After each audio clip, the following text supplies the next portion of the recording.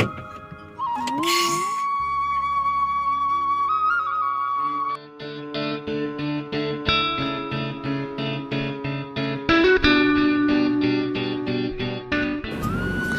Evening বন্ধুরা, আমার নতুন একটা ব্লগে তোমাদের আরও একবার স্বাগত। আজ বিকালে সবাই মিলে রেডি হয়ে বেরিয়ে পড়লাম বনদেবী যাওয়ার উদ্দেশ্যে। আজ প্রথম যাচ্ছি, তো চলো পুরো ব্লগটা তোমাদের কাছে শেয়ার করব, আশা করি তোমাদের ভালো লাগবে। তো চলো দেখো, রেডি হয়ে বেরিয়ে পড়েছি। আর জায়গাটার নাম তো বলেই দিলাম, বনদেবী, যেখানে মা সীতা বনবাস ছিলেন। তো পুরো ব্লগটা চলো দেখতে থাকো। আর জায়গাটার নাম বনদেবী, কারণ শুনেছি যে ওই জায়গাটা একদম বন জঙ্গলে ভরা, গাছপালা প্রচুর। তো চলো পুরোটাই তোমাদের কাছে শেয়ার করব, আশা করি তোমাদেরও ভালো লাগবে।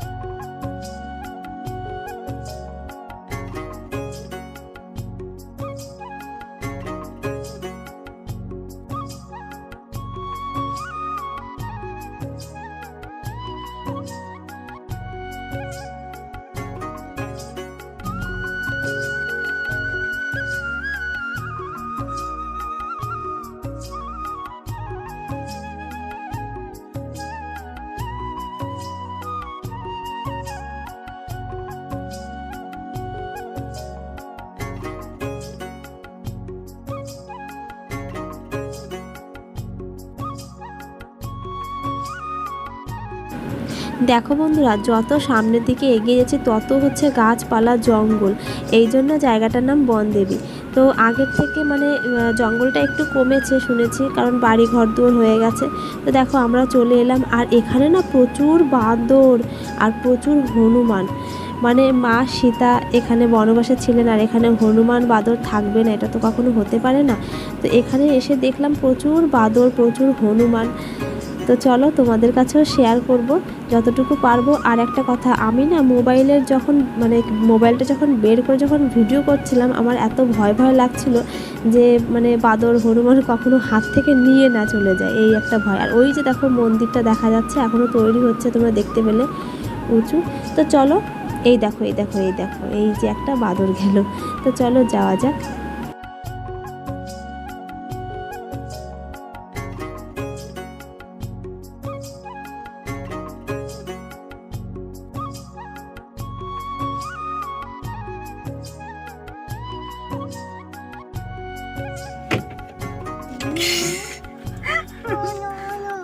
টিভিতে দেখো, আর এসে দেখো ওটা ফুল করছে।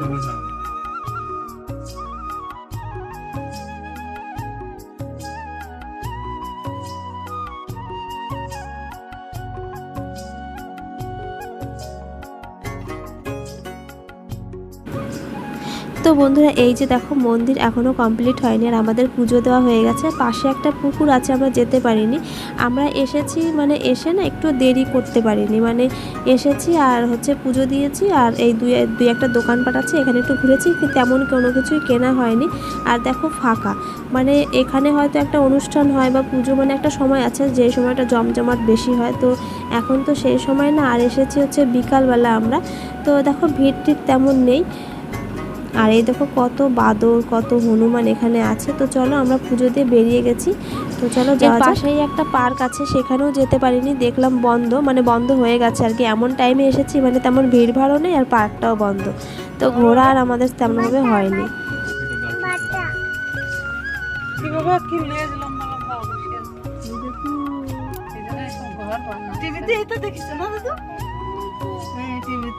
যারা ধরে পানে তারকে ওই জ্বালাবে না, আমি ধরবো না, মারবে না। এটা আমরা বিকেলে এই জায়গা বসি, নতুন বানাইছে 50 লাখ টাকা।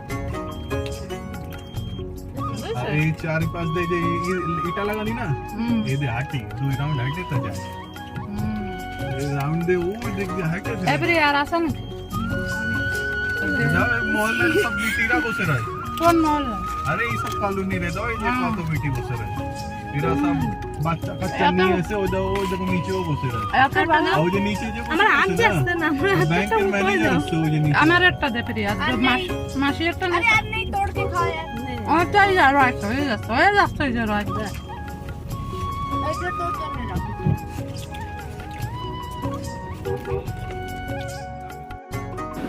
তো বন্ধুরা আমরা চলে এলাম একটা রেস্টুরেন্টে, হট অ্যান্ড কুল লেখা তোমরা দেখতেই পাচ্ছ। আর রাস্তায় গাড়ি দাঁড় করিয়ে আমরা পেঁয়াজি কিনে খেয়েছি, তোমরা দেখলে। তো চলো যাওয়া যাক ভেতরে।